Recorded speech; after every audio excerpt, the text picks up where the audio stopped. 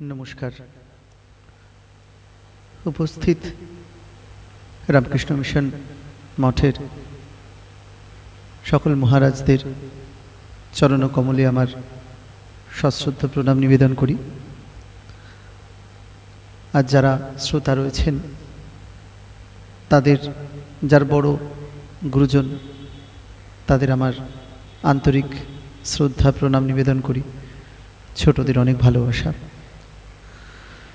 আজকে সাধনযোগ্য অনুষ্ঠানের দ্বিতীয় পর্যায়ে আমাকে মহারাজ কিছু বক্তব্য রাখার জন্য বলেছেন এবং তার জন্য আমি নিজেকে অত্যন্ত পুণ্যবান মনে করি যে এরকম একটি জায়গাতে আমি কখনো কোনোদিন বক্তব্য রাখব এটা ভাবিনি। কারণ পূর্ববৎ প্রথম ভাগে যে অনুষ্ঠান আমাদের হয়েছিল তাতে আমি বলেছিলাম যে আমি শাস্ত্রীয় সঙ্গীত নিয়ে চর্চা করি। মূলত আমি সঙ্গীত শিক্ষার্থী বলা যায় এবং সেক্ষেত্রে আমার যে বিশেষ একটা কিছু বলার অভিজ্ঞতা আছে, এক্সপেরিয়েন্স আছে তা নয়। কিন্তু মহারাজ আমাকে ভীষণভাবে আদেশ করেছেন যে এখানে সবাই বলছেন তুমিও কিছু বলো। আজকের সাধনযোগ্য অনুষ্ঠানের মূল বিষয়বস্তুই হচ্ছে সাধনা, এবং আমরা অনেকেই যারা এই অনুষ্ঠানে যোগদান করেছি তারা সকল যাদেরকে আমরা ইয়াং জেনারেশন বলি। সেক্ষেত্রে আমি আমার ব্যক্তিগত জীবনে গান শেখা এবং যতটুকু মানুষকে শেখাতে গেছি তারা সবাই ভীষণ কম বয়সী, এবং তাদের মধ্যে একটা ল্যাক আমি ভীষণভাবে দেখতে পাই, যেটা মহারাজের সাথে কথা হচ্ছিল, যে সাধনা করব না এবং খুব কম বয়স থেকেই সাধনার বৈপরীত্য, অর্থাৎ কিনা যেটা করলে সফলতা আসে, অর্থাৎ কিনা সাকসেস আসে। তো no short way to success. আজকের দিনের ছেলেমেয়েরা ভীষণভাবে একটা সফলতার ছোট রাস্তা, শর্ট রুট খোঁজার চেষ্টা করছে। তো এই সাধনযোগ্য অনুষ্ঠানের মূল উপজীব্য বিষয় বলে আমার মনে হয় যে সাধনা, আপনি যে বিষয়বস্তুটিকে নিয়েই এগোতে চাইছেন, সফলতা পেতে চাইছেন, সেটার উপরে ফোকাস করতে হবে। অর্থাৎ যদি আপনার ভিতরে স্বাদ না জাগে, যে কোনো জিনিসকে আমি প্র্যাকটিস করব, আবারও আগের বারের মতোই বলছি যে practice makes a man perfect. আপনাকে যদি সফল হতে হয় জীবনে, সেক্ষেত্রে সাধনা করার একটা স্বাদ থাকতেই হবে। সেখানে স্বাদ যদি না হয়ে যায় তাহলে কিন্তু সাধনার লক্ষ্য কিন্তু কখনো পূরণ হবে না। এবং সাধনা জীবের মধ্যে একমাত্র মানুষ মাত্রই করতে পারেন বলে মনে হয়। কারণ মানুষ হচ্ছে সর্বশ্রেষ্ঠতম জীব। সে দেহ নিয়ে জন্মেছে ঠিকই, কিন্তু দেহভাবেই আছেন এরকমটা নয়। জীব শুধুমাত্র দেহভাবে থাকে, আর মানুষ মননশীলতায় উন্নীত হয়। ওই জন্যই মানব জীবনকে সর্বশ্রেষ্ঠ জীবন বলে আমাদের স্বামীজি বলে গেছেন। এবং পৃথিবীতে যত রকম উন্নততর কাজ হয়েছে তা একমাত্র মানুষের দ্বারাই সম্ভব হয়েছে। আমরা কখনো দেখাতে পারবো না কোনো একটি পশু কোনো একটা বড় জায়গায় গিয়ে কোনো কিছুটি ইনভেন্ট করেছেন, আবিষ্কার করেছেন। কেন? আপনি যদি গরু বা ছাগলকে কোনোভাবে গালাগাল দেন, তাদের গায়ে লাগবে না, সে যেরকম ঘাস খাচ্ছে খেয়েই যাবে। কিন্তু মানুষকে যদি আপনি কোনো একটা খারাপ কথা বলেন, তার গায়ে লাগবে। তার কারণ তার মননশীলতায় আঘাত হচ্ছে। আপনাকে কেউ খারাপ বললে আপনার খারাপ লাগে তো, তাহলে আপনি মানুষ।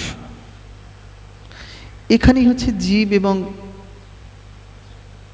আমরাও তো জীব, আমরাও দেহ নিয়ে জন্মেছি, কিন্তু দেহ ভাবের সাথে মননশীলতার একটা মিশ্রণ রয়েছে।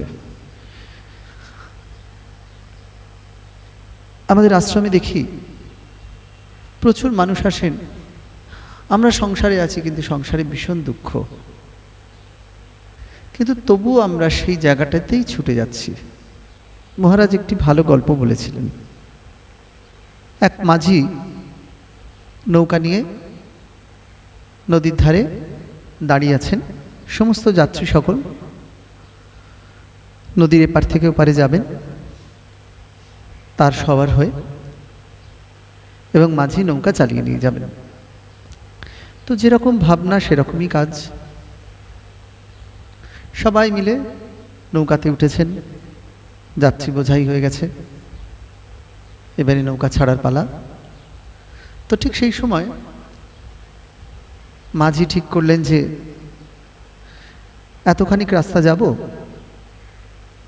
কাজেই কিছুটা মদ্যপান করে নি।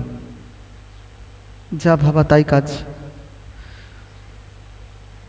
উনি মদ্যপান করে হাল বাইছেন। অনেকক্ষণ হাল বাইবার পর নেশার চোখে ওনার তখন মনে হয়েছে যে না, এতক্ষণ তো বাইলাম, এবার একটু যদি ঘুমোতে পারি, আর তো কিছু দূর পরেই ভোর হয়ে যাবে, কিছুক্ষণ বাদে আর একটু কিছু বাকি আছে, কিছু দূরেই আমরা পৌঁছে যাব, ভোর হয়ে যাবে। তো সে তখন ঘুমিয়ে পড়েছে। তো বেশ কিছুক্ষণ যাবার পরে তখন মাঝি চমকে লাফিয়ে উঠেছে। কি হলো? ওদিকে ভোর হয়ে যাচ্ছে, তো আকাশ লাল হয়ে উঠেছে। তখন আরো জোরে জোরে হাল বাইছে। তো যখন পুরো ভোর হয়ে গেল, তো তখন দেখছেন যে এমা, আমি যেখানে শুরু করেছিলাম, যেখান থেকে স্টার্ট করেছিলাম নৌকা, আমি ঠিক সেখানেই দাঁড়িয়ে আছি। ভুলটা কোথায় হয়েছিল? যে আমাদের উনি নেশার ঘরে, বা উনি নেশার জন্য এত বেশি মদ্যপান করে ফেলেছিলেন যে নৌকার রশ্মিটা খুলতেই উনি ভুলে গিয়েছিলেন নেশার ঝোঁকে। আর সারা রাত্রির ধরেই উনি ফলস হাল বেয়ে গেলেন, মিথ্যে ভুলভাবে হাল বেয়ে গেলেন। তো আমাদের ঠিক তেমনি এই উদাহরণটা দেবার মধ্যে আমি এটাই বোঝাতে চাইছি যে সংসার করার নেশা হচ্ছে মদ্যপানের নেশার মতো। তো আমরা এতটাই মদ্যপান করেছি যে আমরা নৌকার রশ্মিটাই খুলতে ভুলে গেছি। তো আমরা ওপারে যাব কি করে? আমরা ঈশ্বরের কাছে পৌঁছবো কি করে? আমরা বলছি ঈশ্বর নিরাকার। আপনি যদি নিজের ওপরেই যদি বিশ্বাস না রাখতে পারেন, তাহলে ঈশ্বরের প্রতি বিশ্বাস রাখা কি করে সম্ভব? আর এই ঈশ্বরকে পেতে গেলে সর্বপ্রথম এবং সর্বশেষ সেটা হলো জীবজ্ঞানী শিব সেবা। আমার আপনার সকলে স্বামীজি বলে গেছেন, জীবে প্রেম করে যেইজন সেইজন সেবিছে ঈশ্বর। অর্থাৎ ঈশ্বরকে চোখে দেখা যায় না, মানুষের মধ্যেই কিন্তু ঈশ্বর বিরাজমান। জীবকে সেবা করা, ঈশ্বরকে সেবা করা, এবং মানুষ তথা সকল প্রকার প্রাণীকে যদি আপনি আমি ভালোবাসতে পারি, তবেই হয়তো সেখানে ঈশ্বরকে ভালোবাসা হয়। ঈশ্বর কথার অর্থ ইষ্ট দেবতা নশ্বর যেখানে। কিন্তু আমরা মন্দির মসজিদ এদিক ওদিক খুঁজে বেড়াচ্ছি। সংসার রূপ হাওয়া আমাদের যে প্রদীপ জ্বলে রয়েছে তার শিখাকে ক্রমাগতভাবে নাড়িয়ে চলেছে। আমরা বুঝে উঠতে পারছি না যে কোন দিকে যাব। আমরা দ্বিধাহীন হতে পারছি না, আমরা দ্বিধাগ্রস্ত হয়ে যাচ্ছি। আমরা ঈশ্বরকে চোখে দেখতে পাচ্ছি না, কিন্তু তার শক্তিকে আমরা অনুভব করছি। এই পৃথিবীতে সমস্ত শক্তি একটা থেকে একটাতে পরিবর্তনশীল। এবং যেহেতু ঈশ্বরকে দেখা যাচ্ছে না, অদ্বৈতবাদের মতে ঈশ্বরকে বলা হয়েছে নিরাকার। জগতে সত্য বস্তু একটিই আছে, এবং যেটাকে আমরা ব্রহ্ম বলি। অন্যান্য সকল বস্তু মিথ্যা মায়া শক্তি দ্বারা ব্রহ্ম হতেই উদ্ভাবিত, অর্থাৎ ব্রহ্ম থেকেই এসেছে। আমাদের উদ্দেশ্য পুনরায় সেই ব্রহ্ম যে ভাব, সেই ব্রহ্মভাবে ফিরে যাওয়া। ঠিক যেমনভাবে মাটিতে জল পড়ছে, বৃষ্টি হয়ে সূর্যকিরণের দ্বারা সেই বৃষ্টি আবার বাষ্পীভূত হয়ে মেঘ সৃষ্টি করছে, করে আবার পুনরায় বৃষ্টিরূপে আবার সেই মাটিতেই ঝরে পড়ছে। তো আমাদের প্রত্যেকেই এইভাবেই কিন্তু আমরা একটা সার্কেলভাবে মেনটেন করছি, আসা যাওয়া। আমরা প্রত্যেকেই সেই ব্রহ্ম এবং সেই সত্য জেনেও জানি না। কেন? আমরা মায়া সমন্বিত। আর এই মায়া থেকে মুক্তি হচ্ছে পরম মোক্ষপ্রাপ্তি বা মোক্ষের লাভ। এই দর্শন অনুপাতেই আমাদের প্রত্যেকটি মানুষের তিনটি অংশ আছে, শুধুমাত্র মানুষেরই। কীরকম? দেহ, যেটা নিয়ে আমরা বেঁচে আছি, অন্তঃকরণ বা মন, এবং মনের পশ্চাতে আত্মা। আবারও বলছি, আমাদের এই তিনটে জিনিস রয়েছে: দেহ, অন্তঃকরণ বা মন, এবং মনের পশ্চাতে আত্মা। দেহ আত্মার বাইরের এবং মন আত্মার ভিতরের আবরণ, এবং এই আত্মাই আমাদের প্রকৃত জ্ঞান প্রদান করে, প্রকৃত জ্ঞাতা, প্রকৃত দাতা এবং ভোক্তা। আমাদের জীবনের প্রথম এবং শেষ যদি দুঃখের কারণ হয়, we also try to make ourselves as a consumer. আমরা সবসময় ভোক্তা হতে চাই, কনজিউম করতে চাই। মানে আমি যে এসির হাওয়াটা খাচ্ছি, আমি যে পাখা চালাচ্ছি, আমি যে আলো জ্বালাচ্ছি, সেটা ভোগ করছি বলেই মাসের শেষে আমাকে কিন্তু ইলেকট্রিকের বিলটা দিতে হচ্ছে। তার মানে পক্ষান্তরে আমরা প্রতিটা মানুষ, প্রতিটা জীব ওয়ান কাইন্ডস অফ কনজিউমার, ভোক্তা। আর আমাদের এই আত্মাই অন্তঃকরণের সাহায্যে দেহকে পরিচালিত করছে। জড় দেহের মধ্যে একমাত্র আমাদের আত্মাই কিন্তু জড় নয়। আত্মা কখনো জড় নয়, কিন্তু আমাদের দেহটা জড়। আজকে আমরা আছি, কাল আমরা চলে যাব। যখনই আত্মা আমাদের শরীর থেকে বেরিয়ে যাচ্ছে, তখনই কিন্তু আমাদের দেহটা জড় হয়ে যাচ্ছে, জড় পদার্থে পরিণত হচ্ছে। যতদিন আমরা বেঁচে আছি, আমাদেরকে ছুঁলে কিন্তু স্নান করে না, কিন্তু যখন এই আত্মাটা শরীর থেকে বেরিয়ে যাচ্ছে, জড় পদার্থের এই শরীরটা ছুলেই আমরা স্নান করছি। বা সেটা কিছুদিন রেখে দেওয়ার পর পোকামাকড় ধরে বিভিন্ন রকম চারিদিকে যত জার্মস আছে, চারিদিকে যত ব্যাকটেরিয়া আছে, সেটা আমাদের দেহটাকে পচিয়ে মাটির সাথে মিলিয়ে দিচ্ছে। তো যেহেতু আত্মা জড় নয়, অতএব আত্মা যৌগিক বস্তু হতেই পারে না। আত্মা যেহেতু জড় নয়, ওই জন্য যৌগিক বস্তু হতে পারে না। তো যা জড় তা তো যৌগিক হয়, এবং এই যৌগিক পদার্থ নয় বলেই আত্মা প্রাকৃতিক কার্যকারণ নিয়মের অধীনও নয়। সেজন্য আত্মা সবসময় অমর। আর যাই অমর হয় তাই সবসময় অনাদি। কেননা যার আদি আছে তারই অন্ত আছে, ঠিক তেমনি যার শুরু আছে তার তো শেষও আছে। এবং তাই এটাই প্রমাণিত যে আত্মা সবসময় নিরাকার।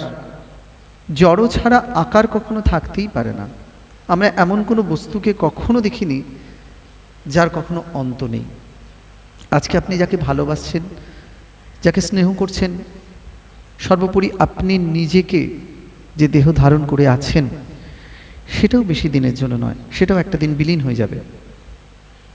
ভূত চতুষ্ঠী লীন আমরা বলে থাকি, আমরা ভূত চতুষ্ঠী বিলীন হয়ে যাব।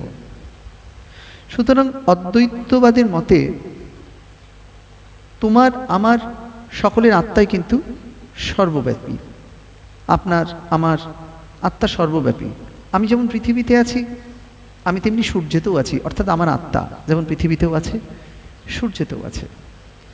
আত্মা দেহমনের মাধ্যমেই কাজ করে। যেখানে দেহমন আছে সেখানে তার কার্যও দৃষ্ট হয়। আমাদের প্রত্যেকের কাজ, প্রতিটা চিন্তা, প্রত্যেকটা কাজ, সবটুকু আমাদের একটা ছাপ রেখে যায় মনে। আর এগুলোকেই আমরা সংস্কৃতে বলে থাকি সংস্কার, বা বাংলায় সংস্কার। এবং এই সকল সংস্কার একসাথে মিলিত হয়ে তৈরি করে এক প্রচণ্ড শক্তি, যেটাকে আমরা সাধারণ ভাষায় চরিত্র বলে থাকি। মানুষের চরিত্র কিন্তু মানুষ নিজেই তৈরি করে। মানুষ, আবার বলছি যে মানুষের চরিত্র মানুষ নিজেই তৈরি করে। চরিত্র তার নিজের মানসিক এবং দৈহিক কার্যাবলীর ফলমাত্র। সংস্কার সমূহের যে সমন্বয় এবং সেই যে শক্তি, যা মৃত্যুর পরে মানুষের পরবর্তী জীবনের দিকটাও নির্ণয় করে যায়। একজন মানুষের মৃত্যু হচ্ছে, তার দেহ পঞ্চভূতে বিলীন হয়ে যাচ্ছে, কিন্তু সংস্কার সমূহ কিন্তু তার মনের মধ্যে থেকেই যাচ্ছে, এবং মন কখনো বিলীন হয়ে যায় না, কারণ তার জড় ও বস্তু সূক্ষ্ম। মন বিলীন হয় না কারণ সে ভীষণ সূক্ষ্ম। যে বস্তু যত সূক্ষ্ম হয় তার স্থায়িত্ব তত বেশি হয়। আমরা যত স্থূল হচ্ছি, আমরা যত নিজেকে কনজিউমার বেনে যাচ্ছি, তত আমাদের জীবনের দুঃখ বেড়ে যাচ্ছে। যত আমরা ভোক্তা হব, যত আমরা ভোগী হব, ত্যাগ না করতে পারলে যত ভোগী হতে যাব, তত বেশি আমরা সংসারের বন্ধনে জড়িয়ে পড়ব। আমরা একটা কথা বলতে যাই যে বিবাহ বন্ধনে আবদ্ধ, যে কোনো বন্ধন বিবাহ বলে নয়, যার বন্ধন আছে তার তো মুক্তি থাকতেই হবে। বিবাহ মানে বিশেষভাবে বহন। আমরা একটা কথা শুনে থাকি, অনেকেই বলে থাকেন যে আমাকে জোর করে বিয়ে করতে হলো, সংসার বন্ধনে জড়াতে হলো। আমি একটা জিনিস বুঝতে পারি না, কি ছেলে বা কি মেয়ে, ম্যাক্সিমাম মেয়েদের ক্ষেত্রে এটা শোনা যায় যে আমাকে বিয়ে করতে হলো। যারা নিজেদের পছন্দ ছাড়া একটা সালোয়ারও পরেন না, কানের একটা ইয়ার টপস পর্যন্ত পরেন না, তারা এরকম ক্রুশিয়াল ডিসিশনটা লোকের কথায় নিয়ে ফেলেন কি করে? অন্তত একটা জায়গায় তো সততা থাকা দরকার যে হ্যাঁ আমার, সেই আবার কনজিউমারের কথায় চলে আসছি যে না আমার ইচ্ছা ছিল, আমার যৌবনের তাগিদ ছিল, তাই আমি সংসার করেছি। অ্যাটলিস্ট একটা সততা তো থাকবে। এবং আমরা সদা সর্বদাই ইন্দ্রিয় দ্বারা চালিত, ইন্দ্রিয় দ্বারা আমরা পরিচালিত হচ্ছি, এবং এটা আমাদের মাথায় রাখা দরকার। ইন্দ্রিয় সমূহ যে কোনো বস্তুকেই গ্রহণ করুক না কেন, অথবা আমাদের মন যে কোনো বিষয় কল্পনা করুক না কেন, সর্বদাই সর্বক্ষেত্রে আমরা দুটি শক্তির ক্রিয়া এবং প্রতিক্রিয়াও দেখতে পাই। একটি অপরটির ওপর বিরুদ্ধ ক্রিয়া করে চলেছে, এবং আমাদের চতুর্দিকে যত জটিল ঘটনারাজি এবং আমাদের অনুভূত মানসিক ভাব পরম্পরায় অবিশ্রান্ত নানান রকম লীলা বিলাস করে চলেছে। কোনটির ওপর আমরা আকৃষ্ট হচ্ছি, কোনটির ওপর থেকে নিজেকে দূরে রাখতে চাইছি। আমাদের জীবনের এরকম অনেক ঘটনাই আমরা হয়তো দেখি যার কোনো কারণ খুঁজে পাচ্ছি না, অথচ কোনো লোকের প্রতি আমরা খুব আকৃষ্ট হচ্ছি। আবার অনেক সময় বিনা কারণেই বা অনেক সময় অনেক কারণ ছাড়াই আমরা একটা বিদ্বেষপূর্ণ মনোভাব পোষণ করছি তাদের প্রতি বা তার প্রতি, সেই ব্যক্তিটির প্রতি। এই বিষয়টি প্রত্যেকের মধ্যেই কম বেশি হয়, কিন্তু শক্তি কার্যক্ষেত্রে যত উচ্চতর হবে এবং বিরুদ্ধ শক্তি প্রভাব ততই তীব্র হবে। ধর্ম মানুষের চিন্তা এবং জীবনের সর্বোচ্চ স্তর। আমরা বলি আধ্যাত্মিক হও। আধ্যাত্মিকতার একটাই মানে অধিকভাবে আত্মাকে জানা। আধ্যাত্মিকতা হচ্ছে অধিকভাবে আত্মাকে জানা। সেটা যে জানতে পারবে সেই হয়তো আধ্যাত্মিক। চেষ্টা করতে অসুবিধে কোথায়? আমরা যে যেখানে দাঁড়িয়ে আছি, আগের বক্তব্যে আমি একটা বলেছিলাম যে আমাদের ভুলগুলো আমরা কখনোই এররলেস হয়ে যাব না, কিন্তু ভুলগুলোকে আমরা কমানোর চেষ্টা করব। আজকে যদি 99 থাকে তো কালকে 98.5, তারপরের দিন 98, তারপরের দিন 97, তারপরের দিন 96। এইভাবে হয়তো দেখা যাবে যে আমার ভুলের সংখ্যাটা 20-তে দাঁড়িয়েছে। আমি এররলেস হচ্ছি না, কিন্তু ভুলটাকে কমিয়ে আনতে পারছি। মানুষ যত প্রকার প্রেমের স্বাদ পেয়েছে তার মধ্যে তীব্রতম প্রেমলাভ হয়েছে ধর্ম থেকেই, এবং মানুষ যত প্রকার পৈশাচিক ঘৃণার পরিচয় পেয়েছে তাও কিছুটা হলেও ধর্ম থেকেই পেয়েছে। স্বামীজির একটা বক্তব্য আমি একটু লিখে নিয়ে এসেছি, আপনাদের পড়ে শোনাই। উনি বলছেন যে আমরা সকলেই বাল্যকাল হইতে প্রেম, শান্তি, মৈত্রী, সাম্য, সার্বজনীন ভাতৃভাব প্রভৃতি অনেক কথাই শুনিয়া আসিতেছি, কিন্তু সেগুলি আমাদের কাছে কতকগুলি নিরর্থক শব্দমাত্রে পরিণত হইয়াছে। আমরা সেগুলি তোতা পাখির মতো আওড়াইয়া থাকি এবং উহাই আমাদের স্বভাব হইয়া দাঁড়াইয়াছে। আমরা এইরূপ না করিয়া পারি না। তো কথাটা মন দিয়ে শুনলে বোঝা যাবে যে উনি কত বড় ফিলোসফার ছিলেন।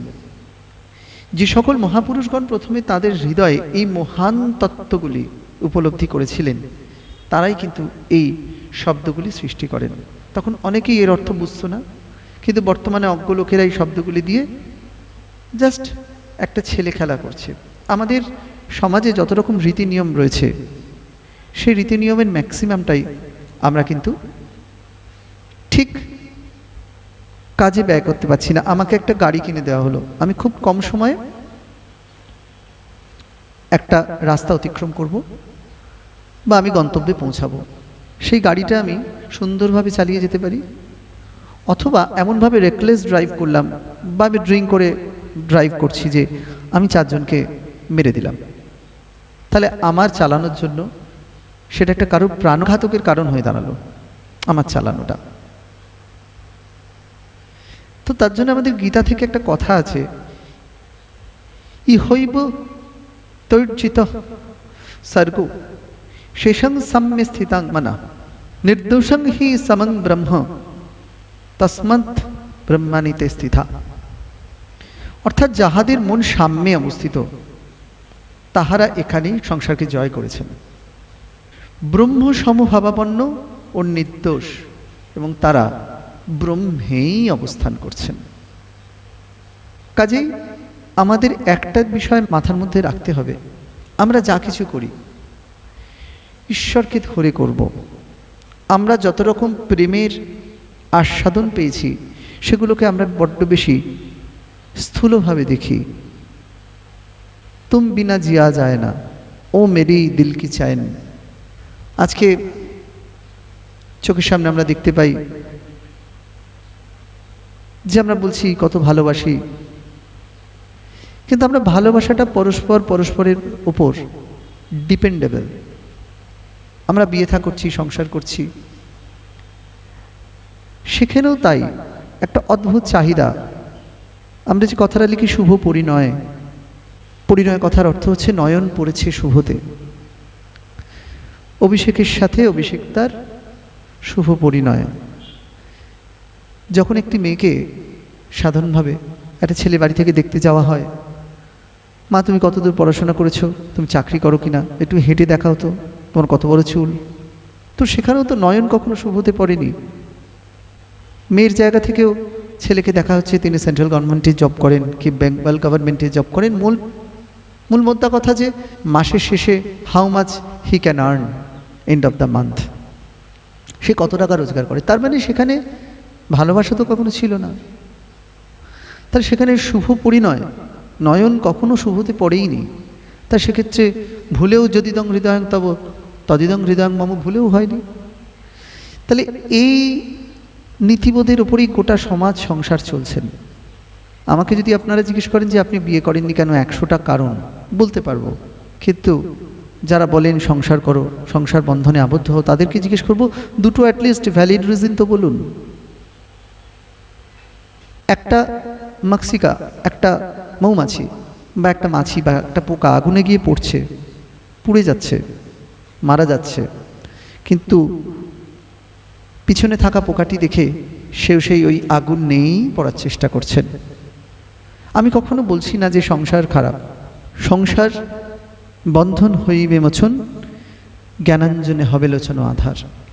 নৃত্য বৃত্তরহ সত্য চিন্তনে জ্ঞান আহরণ করো অচিন্ত পুলকে।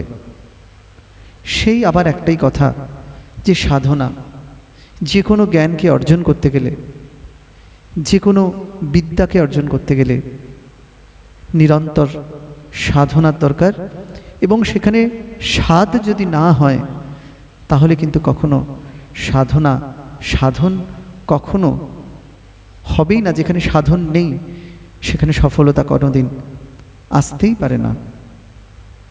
কাজে আমরা এটুকু প্রার্থনা করতেই পারি, আপনারা শুদ্ধ মনে, শুদ্ধ চিন্তায়, শুদ্ধ বাসনায় থাকুন। আধ্যাত্মিকতা কখনো বাসনা শূন্য হতে বলেনি, আধ্যাত্মিকতা সবসময় বাসনাকে শুদ্ধ হতে বলেছেন। এবং এই শুদ্ধ বাসনা নিয়ে যদি কেউ সংসারের মধ্যেও থাকেন, তাহলে ক্ষুদিরাম চট্টোপাধ্যায়ের মতো তার যেমন ছেলে জন্মেছিলেন, আর একটা গদাধর চট্টোপাধ্যায়ের জন্ম হয়, বা আর একটা গদাধর চট্টোপাধ্যায়কে পাওয়া সম্ভব। কাজেই আমাদের সকলকেই বাসনাকে শূন্য করার কথা নয়, বাসনা শূন্য হতে নয়, বাসনাকে শুদ্ধ হতে বলা হয়েছে। আমরা চেষ্টা করি যতটা পারবো যে নিজেদেরকে বাসনাকে শুদ্ধিকরণের দিকে নিজেদেরকে নিয়ে যাওয়ার চেষ্টা করব। আজকে এই বলেই মহারাজকে প্রণাম জানাচ্ছি, আপনাদের সকলকে প্রণাম জানাচ্ছি। আপনারা খুব ভালো থাকবেন। যদি কিছু ভুল বলে থাকি, আমি পূর্বেই বলেছিলাম বলা আমার কাজ নয়, আমার বলার খুব একটা অভ্যাস নেই। যদি কিছু ভুল হয়ে থাকে সম্পূর্ণ সে দায় আমার, আমাকে আপনারা নিজ গুণে ক্ষমা করবেন। ভালো থাকবেন, আবার নিশ্চয়ই দেখা হবে। মঠের সমস্ত মহারাজকে আমার প্রণাম। আপনারা সুস্থ থাকুন, আমাদেরকে আশীর্বাদ করুন যেন আমরা ভবিষ্যৎ জীবনে আধ্যাত্মিকতাকে অবলম্বন করে এগিয়ে যেতে পারি। নমস্কার, শুভ সন্ধ্যা।